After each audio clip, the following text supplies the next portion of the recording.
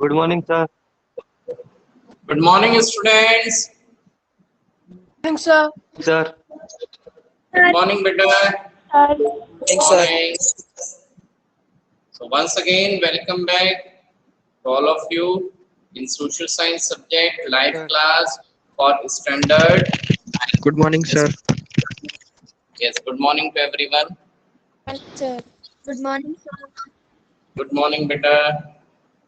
Yes, yesterday Anunay Nandagirwar was absent. Where is Anunay right now?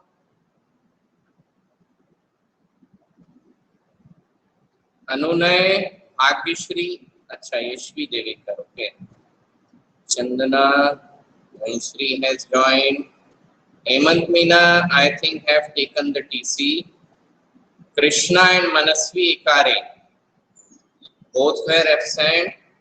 Ojasvi Aswale, Prathmesh Hoyer, Ojasvi Aswale and Prathmesh Hoyer. Is Prathmesh Hoyer present right now? Yes, is my voice audible? Siddharth? Yes, sir. Yes, sir. Audible. Okay, then Yes, Purva sir. Parthi. Purva Parthi was absent yesterday. Siddhika Hanamante, Shiv Roy. Yes. So these many students were absent in yesterday's class. Shiv Roy is present right now. Yes, sir. Okay, why you was absent yesterday? Network problem. Network problem. Yes, sir. You are living in Upparwai ना? Yes, sir. हाँ तो tower पे चढ़ जाता, वहाँ network अच्छा आता है। सर गिर गया तो हैं? गिर जाता तो सर। तो गिर गया था तो मैंने ये थोड़ी बोला था कि तू कौन से टावर पे चढ़ेगा। बिल्डिंग के टावर पे चढ़ जाता। ओके सर, अब से वही करूंगा। आपसे वही करूंगा। ट्राई टू मैनेज, है ना बेटा। भाई देखो, कई बार मैं जब आप लोगों को पढ़ाता हूँ यहाँ स्कूल में, डेस्कटॉप पर नेटवर्क नहीं होता है, तो I am force to take the class on mobile, है ना। अब मोबाइल का नेटवर्क यहाँ नीचे बिल्डिंग में तो आता नहीं है, तो what I am doing,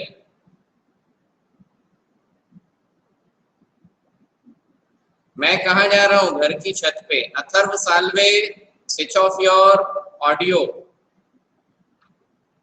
Shiv Roy, बात समझ में आई? Yes sir.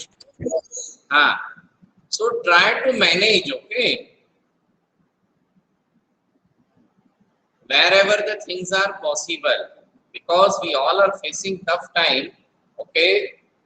So network issue is certainly there, but we can't leave the things ki network nahi hai, है ना, unless and until we have adopted all the possible ways. Okay, good morning Sandhya. Sandhya, good morning. Mohini, your voice is not coming, beta, from last 2-3 days. Good morning, sir. Mohini, your voice is not coming from last 2-3 days. There is some issue, okay? If you are using your headphone, check करो mic वगैरह on है या नहीं है. Is it clear? चलिए. So shall we start the revision where we left yesterday? sir.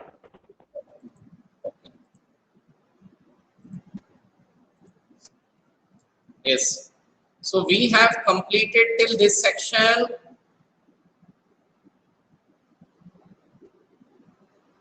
Hello?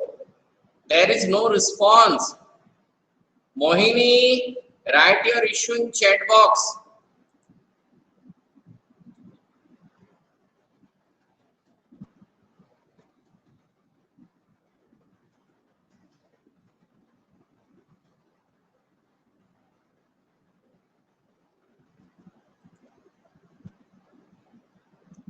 Okay, so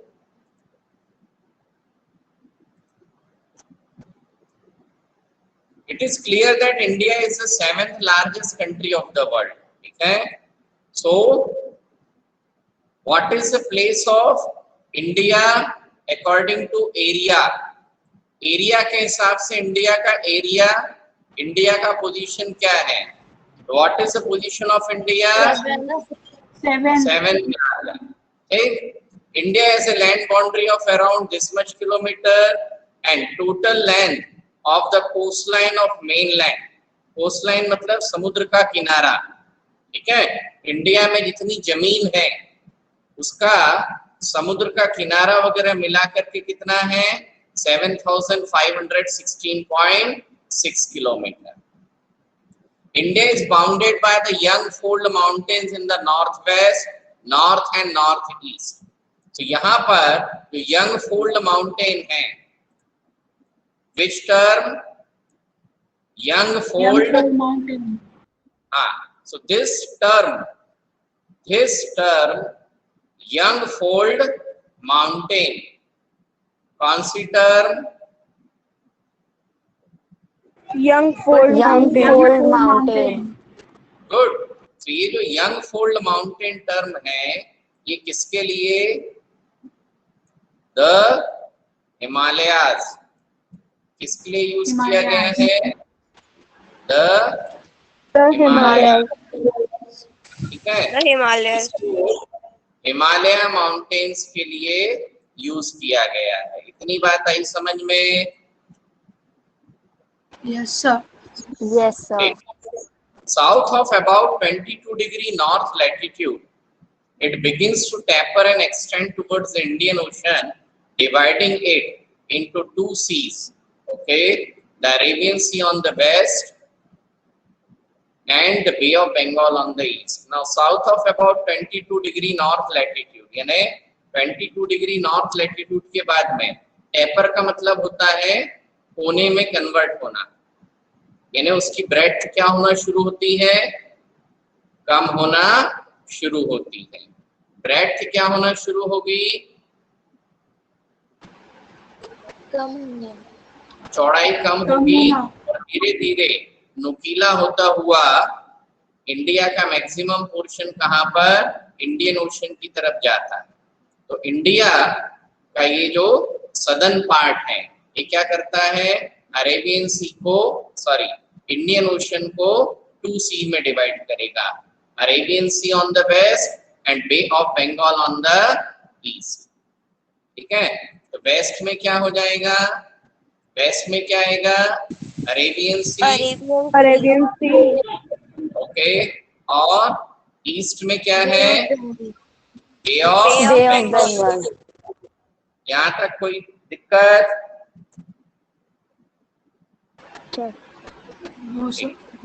Okay. So the latitudinal and longitudinal extent of mainland is about 30°. Indian mainland का latitudinal और longitudinal extent कितना होता है? 30°. यहाँ तक बात आई समझ में? Yes, sir. Okay.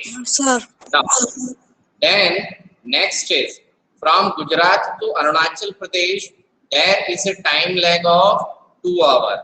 गुजरात से अरुणाचल प्रदेश तक कितने आवर का टाइम लैग है? 2 hours.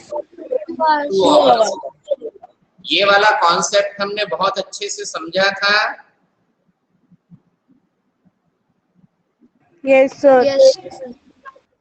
मैंने आप लोगों को बोर्ड पर जब मैं पढ़ा रहा था तब ये कॉन्सेप्ट मैंने अप्रैल के महीने में बहुत अच्छे से समझाया था कि बेसिकली क्या है. Yes, Arya Tapase, is there any doubt regarding this बेटा? आर्य?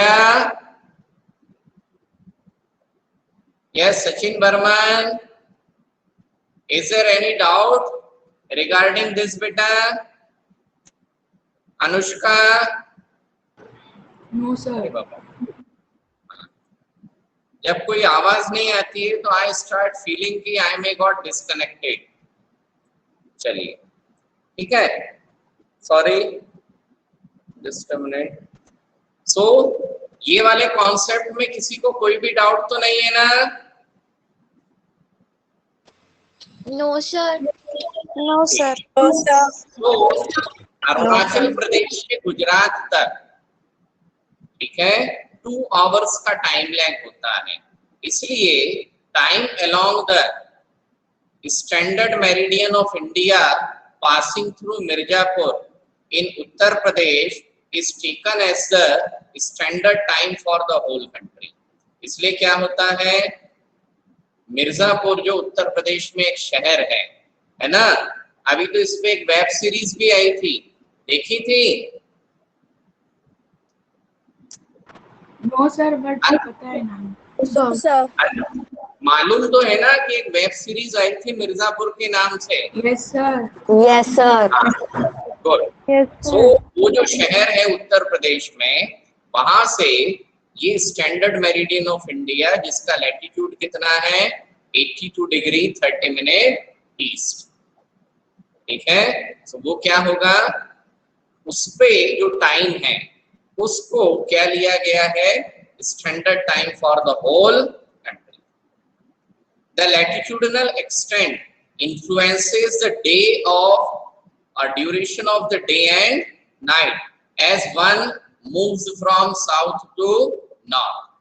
साउथ से नॉर्थ की तरफ जाते हैं तो ड्यूरेशन ऑफ डे और नाइट में क्या आएगा, फर्क आएगा। Duration of day and night में क्या आएगा, फर्क आएगा। अब इसका मतलब क्या है, मान लो एज ऑन टुडे, आज की तारीख में, है ना, आज कितनी डेट है, 13th ऑफ जुलाई 2021। तो 13th ऑफ जुलाई के आसपास 13 जुलाई को, ठीक है, सन की जो वर्टिकल पोजीशन है, अपन ने पढ़ी थी vertical position. Yes, sir. Overhead position पढ़ा था ना, कि सन का ओवरहेड पोजीशन, Yes, sir. और उस ओवरहेड पोजीशन के हिसाब से हम क्या बनाते थे कि जब सूर्य बिल्कुल ओवरहेड होगा, सिर पर होगा, तो उस जगह पर लोकल टाइम कितना माना जाएगा, 12 नून। 12. ठीक है, वो जो वर्टिकल पोजीशन है, ठीक, उसके हिसाब से एक ही तारीख में, जैसे आज है 13 तारीख 13th ऑफ जुलाई, तो मेरे अंदाजे से अभी फिलहाल में सन का जो वर्टिकल पोजीशन है, ठीक है, वो नागपुर के आसपास है। किसके आसपास है, नागपुर। नागपुर. वो जो वर्टिकल पोजीशन है, तो जहां पर वर्टिकल पोजीशन होगी वहां पर ड्यूरेशन ऑफ डे और नाइट कैसा होगा, लॉन्गर होगा। कैसा होगा, Longer. लॉन्गर, यानी वहां दिन का समय लंबा होगा, ठीक है, तो रात ऑटोमेटिक कैसी होगी, कम। और जैसे जैसे कहा साउथ से किसकी तरफ जाएंगे, नॉर्थ की तरफ, तो जैसे जैसे साउथ से नॉर्थ की तरफ जाएंगे इसी तारीख में, तो वैसे वैसे डे का ड्यूरेशन कम रहेगा और नाइट का ड्यूरेशन ज्यादा रहेगा। ठीक है, ये जो लाइन कह रही है कि the latitudinal extent influences the duration of day and night. जो लैटिट्यूडिनल एक्सटेंट है वो क्या करता है, duration of day and night, ठीक है, डे और नाइट के ड्यूरेशन को, डे एंड नाइट के ड्यूरेशन को क्या करेगा, इन्फ्लुएंस करेगा। As one moves from south to north, जैसे हम साउथ से किसकी तरफ जाएंगे, नॉर्थ की तरफ। यहां तक बात आई समझ में? Yes, sir. Yes, sir. ठीक, ओके। सो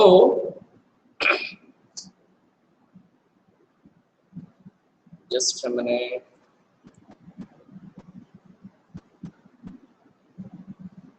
नाउ जो हमारा नेक्स्ट सेक्शन है वो किससे रिलेटेड है? India and the world. ठीक, अभी इसमें I have given you 2 questions in the notes. Notes में मैंने आप लोगों को 2 क्वेश्चन दिए थे। Why 82 degree 30 minute east has been selected as the standard meridian of India? ये वाला आप सभी को समझ में आया? इसमें किसी को कोई डाउट तो नहीं है? No sir. No sir.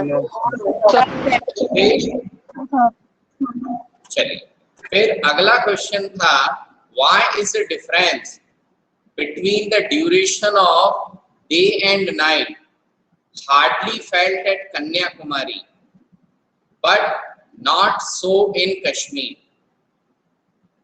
Why is the difference between the duration of day and night hardly felt at Kanyakumari but not so in Kashmir?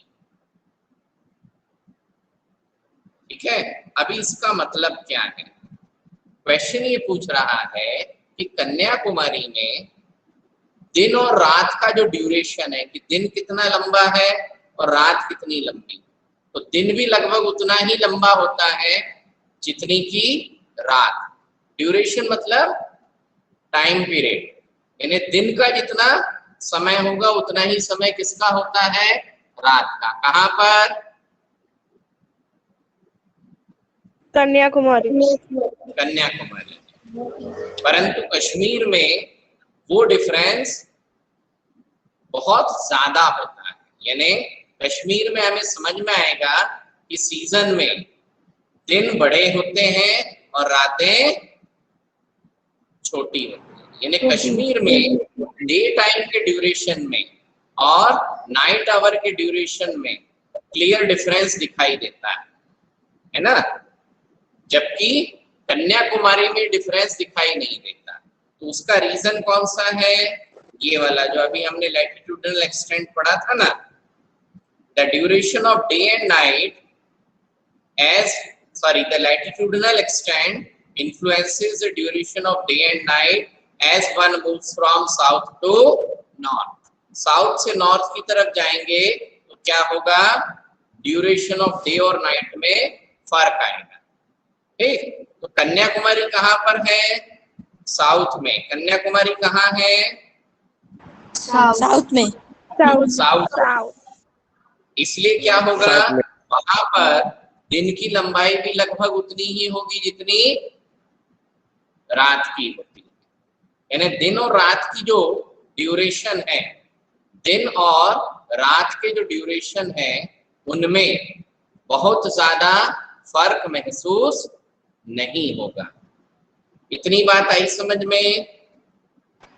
Yes sir. Yes sir.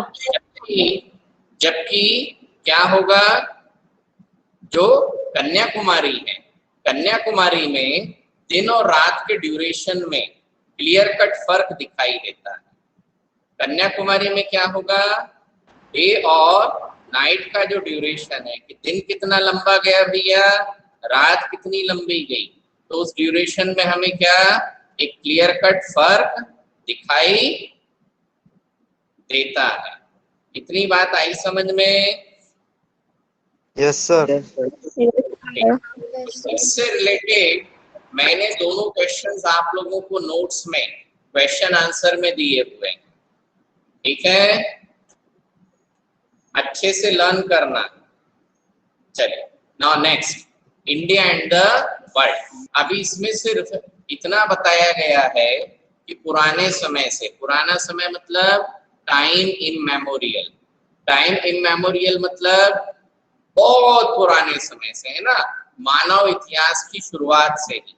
जब से हिंदुस्तान में कौन सी सभ्यता थी? सिंधु घाटी की सभ्यता। हड़प्पा सिविलाइजेशन पढ़ा है ना? Yes sir. हाँ, तो उस जमाने से how India has the connectivity with the other part of the world. तो ये सीधी सीधी कहानी है। मैं पढ़ के समझाता हूँ. If you have any doubt, please ask. So the Indian landmass is the central location between the East and the West Asia. East Asia और West Asia के बीच में सेंट्रल पोजीशन पर क्या है? Indian landmass. यानी भारत की जो स्थिति है वो सेंटर में है. एक तरफ ईस्ट एशिया है और दूसरी तरफ West Asia. India is a southward extension of the Indian Asian continent, और एक प्रकार से कॉन्टिनेंट ऑफ एशिया का साउथ डायरेक्शन में एक्सटेंशन इंडिया है. The trans Indian Ocean route. Trans Indian Ocean route मतलब समुद्र का वो रास्ता जो किसको क्रॉस करता है? इंडियन ओशन को क्रॉस करता है. ठीक है. सो जो ट्रांस इंडियन ओशन रूट है, it connect the countries of Europe in the west and the countries of East Asia. ठीक है. ये क्या करता है? यूरोप के साथ में और ईस्ट एशिया को कनेक्ट करवाता है. So it provide a strategic central location to India. ठीक. सो जो यूरोपियन कंट्रीज हैं वेस्ट में है, और जो ईस्ट एशिया की कंट्री है, Vietnam, Cambodia, Australia, Japan, Korea, उन कंट्रीज को जिस समुद्री रास्ते से कनेक्टिविटी मिलती है, उस समुद्री रास्ते के बीच में सेंटर पोजीशन पर क्या है? इंडिया. ठीक है. The Deccan peninsula proceeds into the Indian ocean. जो डेक्कन इंडिया है, डेक्कन पेनिनसुला, इंडियन ओशन में काफी लंबे डिस्टेंस तक घुसा है. So it help India to establish close contact with West Asia, Africa and Europe from the western coast, and with Southeast and East Asia from the eastern coast. No other country has a long coastline. No other country has a long coastline on the Indian Ocean as India has, and indeed it is India's eminent position in the Indian Ocean which justify the naming of an ocean after it. ठीक है. So world में कोई भी ऐसी country नहीं है जिसके पास Indian ocean पर इतनी ज्यादा कनेक्टिविटी है. ठीक है. अभी इसको मैप की हेल्प से हम थोड़ा डिस्कस करें. Would all of you be able to see the map? Yes, sir. Yes, sir. Yes, sir. Yes, sir. Now, अभी this color है ना, ये जो कलर है इससे क्या शो हो रहा है? The continent of Asia. So these countries, ठीक है, are the part of Asia. अब इंडिया का पोजीशन इस कॉन्टिनेंट ऑफ एशिया में कैसे है? सेंटर पर है. कैसे है? Center. Center more. Centre. Center. इधर जो है, इतना जो एशिया है, ये क्या हो जाएगा? West Asia. And this is what? East Asia. Okay. Now this is Indian Ocean. Now trans Indian Ocean route. अब ट्रांस इंडियन ओशन रूट का मतलब क्या होता है? ध्यान से सुनना. Trans Indian Ocean route. तो ट्रांस इंडियन ओशन रूट का मतलब ऐसा समुद्री रास्ता जो इंडियन ओशन को क्रॉस करते हुए जाएगा, चाहे वो यहां से गुजर जाए, चाहे ऐसा होकर के जाए. ठीक है. कुछ भी रास्ता हो, अल्टीमेटली सेंटर पर कौन सी कंट्री है? इंडिया. India. इंडिया की पोजीशन सेंटर पर है. तो कोई भी एक शिप, कोई भी एक बड़ा सा शिप जो अपनी जर्नी यूरोपियन कंट्रीज से स्टार्ट करेगा, या अफ्रीका से स्टार्ट करेगा, या एशिया के इन कंट्रीज से स्टार्ट करेगा. हम कहते हैं ना, जब हम चंद्रपुर से नागपुर की तरफ जाते हैं, कहाँ से? चंद्रपुर से कहाँ जाते हैं बेटा? Nagpur. Very good. तो अर्णव ये बताओ, जब कार से जाए, वेरी गुड, जब कार से चंद्रपुर से नागपुर जाते हो तो नाश्ता कहाँ करते हो? अशोका होटल में जाम में, अशोका होटल जाम में, है ना? हाँ हालांकि हमारे राजूरा का नागराज कैफे भी काफी अच्छा है। Yes sir. हाँ सर। गुड। परंतु फर्क क्या है, जब हम नागपुर जाते हैं तो जाम में नाश्ता करते हैं, नागराज कैफे में नहीं करते। तो सिर्फ क्वालिटी ऑफ फूड के डिफरेंस के अलावा मेजर डिफरेंस क्या है?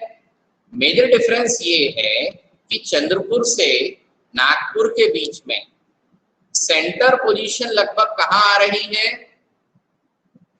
जाम के आसपास। जाम के आसपास। तो ऑटोमेटिकली जब किसी रूट से, रास्ते से ट्रैवलिंग होगी तो रेस्ट के लिए, नाश्ते के लिए, बिजनेस के लिए, हॉल्ट के लिए कौन सी पोजीशन इंपॉर्टेंट है? सेंटर पोजीशन इंपॉर्टेंट है। इतनी बात आई समझ में? Yes sir. Yes, sir. तो जितने भी शिप्स, समुद्री जहाज यूरोपियन कंट्रीज से चलते हैं और कहाँ पर?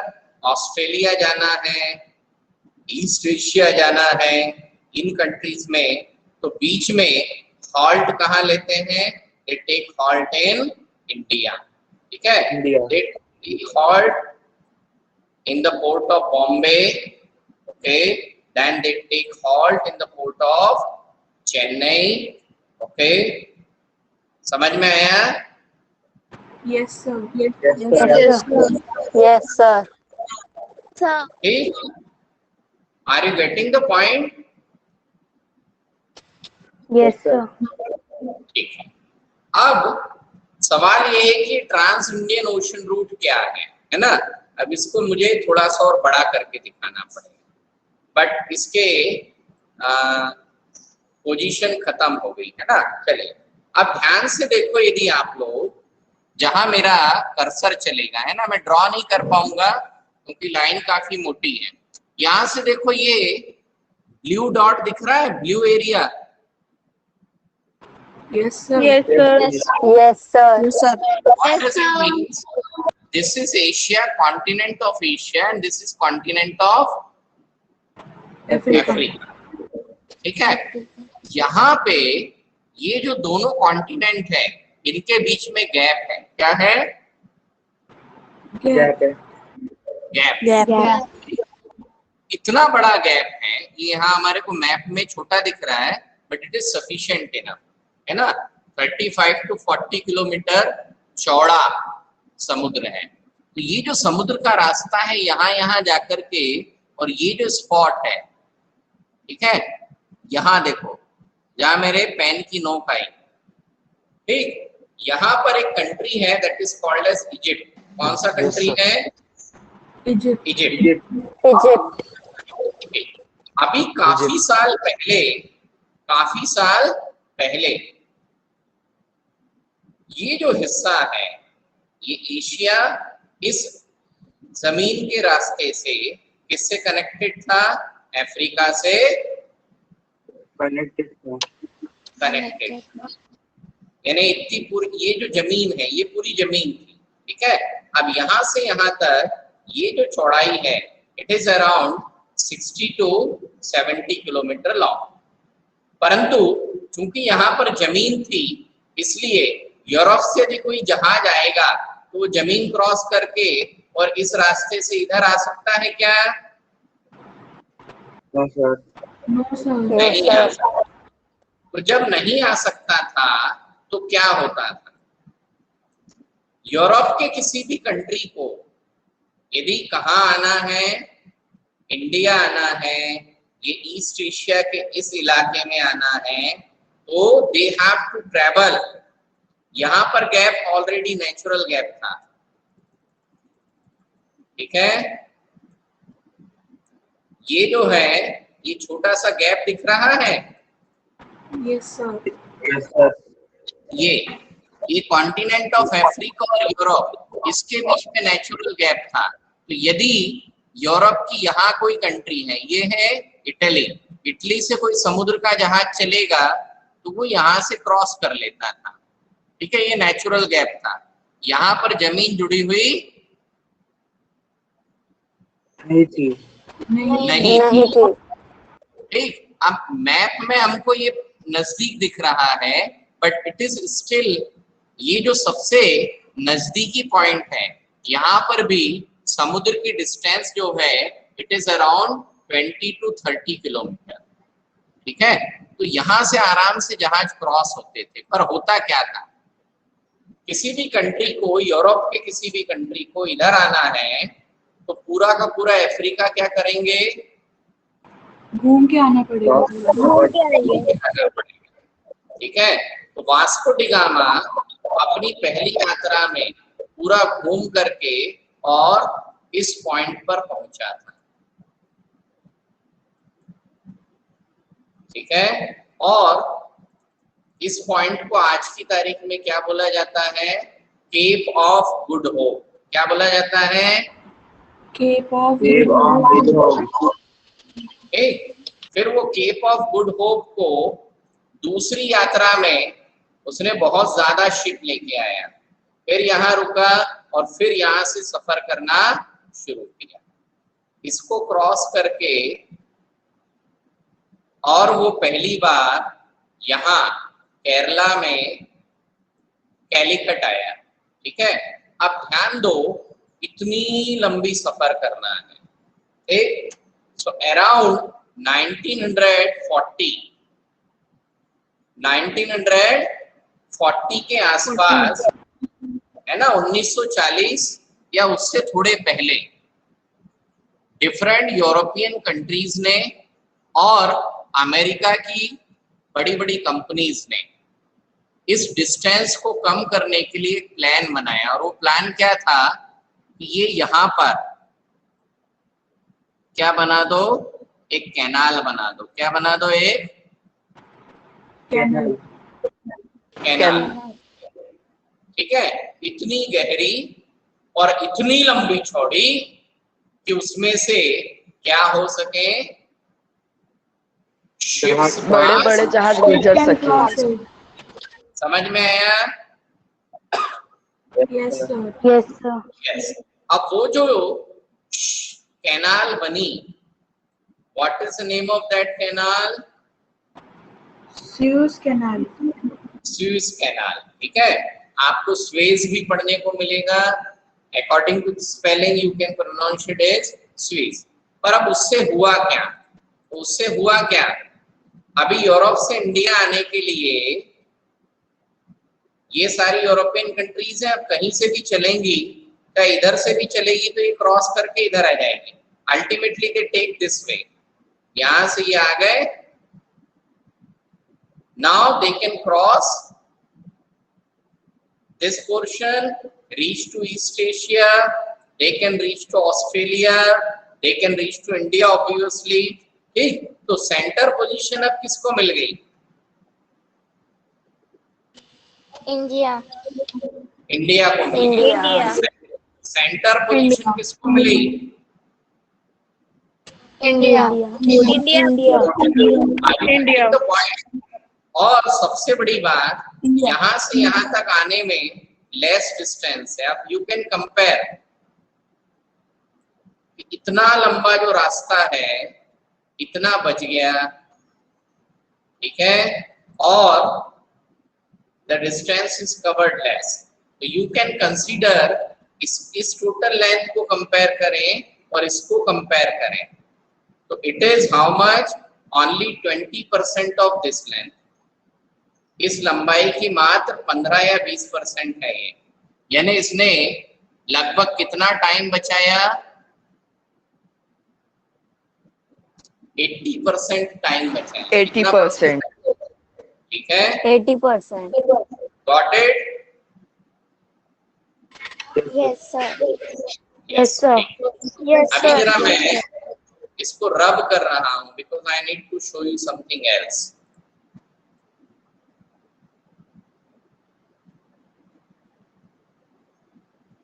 स्वेज कैनाल वाला कॉन्सेप्ट आया समझ में? Yes, sir. Yes, sir. Yes, sir. Yes, sir. अब एक इम्पोर्टेंट चीज है, Sir, how a canal is made? Like from where this ocean, like water comes? बेटा it was started digging up, जैसे जमीन खोदते ना, माइंस देखी है तुमने? Yes, sir. हाँ, तो माइनिंग करके क्या कर दिया, जमीन में गड्ढा कर दिया, रास्ता बना दिया ना। Yes, sir. It was the same way, ठीक है, just they have to use some extra technology to stop the sea water coming into. अब उसके लिए क्या करेंगे, मान लो यहां से यहां तक माइन बनानी है, तो पहले क्या किया, अंदर ही अंदर खोद लिया। जब अंदर ही अंदर खोद लेंगे तो समुद्र का पानी इधर अंदर घुसेगा क्या? No, sir. नहीं, इधर हमने थोड़ी बाउंड्री छोड़ रखी है ना। हाँ सर। गुड। अब ये जो बाउंड्री है, जब ये हमारा कैनाल का पूरा काम कंप्लीट हो गया, इसके बाद में इस बाउंड्री में क्या किया,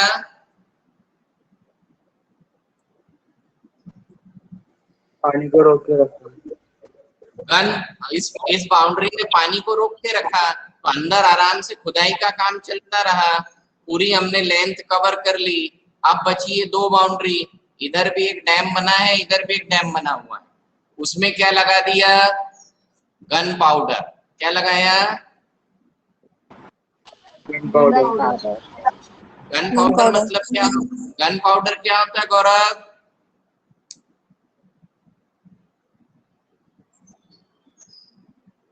व्हाट इज गन पाउडर संध्या?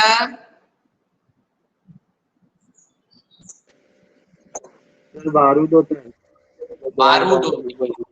तो इधर के जो डैम है उसमें इतनी बारूद लगा दी, दोनों तरफ इतनी बारूद लगा दी, और उसमें एक साथ विस्फोट कर दिया। क्या कर दिया, विस्फोट। विस्फोट कर दिया, है ना, बॉम्ब लगा करके उसको उड़ा दिया। उड़ा दिया तो उसकी पूरी की पूरी डैम क्या हो गई, टूट गई। डैम उड़ गया, कैनाल का पानी Now इसमें भरा water गया, can come inside. Water can come inside. और अगले 2-3 साल तक उसको बड़ी बड़ी मशीन की हेल्प से मलबा साफ करते रहे, है ना, मशीनों की हेल्प से पानी की गहराई नापते रहे कि इतनी पानी की गहराई है और इतने गहरे पानी में क्या चल सकता है, शिप चल सकता है। वो सारे कैलकुलेशन करने के बाद में they have started the travelling. ठीक है संध्या? Okay sir. हाँ, अभी यहाँ पर ये एक छोटा सा आइलैंड है ना। अब हम कॉन्टिनेंट ऑफ अफ्रीका को कंपेयर करें तो ये छोटा आइलैंड है, परंतु आप देखें, हाँ Sir, yesterday you were telling about my question that how that island is मतलब किसके होता है, वो कौन चूज करता है कि ये उसका है, और कोई अगर आइलैंड अगर ऐसे पानी में ही है तो कोई कब्जा नहीं कर सकता इसीलिए। हाँ, देखो क्या है कि किसी भी कंट्री की लैंड बाउंड्री, किसी भी कंट्री में कितना इलाका है, वो किस पर डिपेंड करता है, उसके हिस्टोरिकल कॉन्टेक्स्ट पर। किस पर? Historical context. ठीक है, तो जैसे इंडिया आजाद हुआ, जब इंडिया आजाद हुआ तो क्या था, it was divided into 2 part, दो हिस्सों में बटा था, इंडिया एंड पाकिस्तान। तो आज का इंडिया तो ये वैसा का वैसे ही रहा। अब ये जो बांग्लादेश का ये वाला हिस्सा है, ये और ये पाकिस्तान, ठीक है, तो ये दोनों मिलाकर के एक सिंगल पाकिस्तान कंट्री थे। This is called as West Pakistan, this is called as East Pakistan. बाद में पाकिस्तान के अंदर फूट पड़ गई, झगड़ा हुआ, तो ये क्या बन गया, बांग्लादेश बन गया। तो किसी भी कंट्री के पास में कितना हिस्सा है, कितना आइलैंड है, वो उसके हिस्टोरिकल कॉन्टेक्स्ट पर डिपेंड करता है। अब जैसे हिंदुस्तान जब आजाद हुआ था और हिंदुस्तान और पाकिस्तान में डिवीजन हुआ, तो हमारे हिस्से में Andaman and Nicobar group of islands भी आए थे। क्या आए थे? अंडमान एंड निकोबार इधर के लक्षद्वीप ग्रुप ऑफ आइलैंड्स भी आ गए थे, ठीक। और तुमको शायद ध्यान हो, तो जब इंडिया आजाद हुआ था, क्या आजाद हुआ था? इंडिया। जब इंडिया आजाद हुआ था तो इसमें बहुत सारा एरिया आज ऐसा है तो 1947 में इंडिया का पार्ट नहीं था। जैसे यहाँ पर एक है दीव, दीव सुना है? दमन and Diu. Yes, sir. During 1947, Daman and Diu were not the part of India. They were the part of Portugal. Cristiano Ronaldo है ना, पुर्तगाल। Yes, sir. Yes, sir. पुर्तगाल का हिस्सा था, ठीक है। इसी तरीके से पौंडीचेरी सुना है? Yes, sir. पौंडीचेरी और उसके अलावा 2-3 और छोटे छोटे area, they were under the control of France, ठीक है। फिर वो उन इलाकों में आजादी की डिमांड हुई कि हमें इनके साथ नहीं रहना है। अब आजादी की डिमांड हुई, उन्होंने विद्रोह किया, विदेशी ताकतों से आजादी प्राप्त की। नाउ दे हैव डिसाइडेड कि हमें कौन सी कंट्री में शामिल होना है। So what they have decided, we want to join India, ठीक है। Okay, sir. अच्छा, नाउ अभी इतनी पूरी कहानी में जो छोटी सी चीज मैं बताना चाह रहा था, ये जो आइलैंड नेशन है, the name of this island nation is Madagascar. इसका नाम क्या है? मेडागास्कर। और इस चीज को बहुत ध्यान रखना, when we will do chapter number 4, जब हम चैप्टर 4 स्टडी करेंगे तो ये पूरी कहानी इंडियन ओशन की और इस आइलैंड मेडागास्कर की हमको पढ़ने को मिलेगी, ठीक है। Okay, Yes, sir. yes, it is 8:43, so now I am going to wind up the session. That's all for today live class, students. Thank you, goodbye, enjoy your day. Thank you, sir. Thank you, sir. Thank you, sir. Thank you, sir. Thank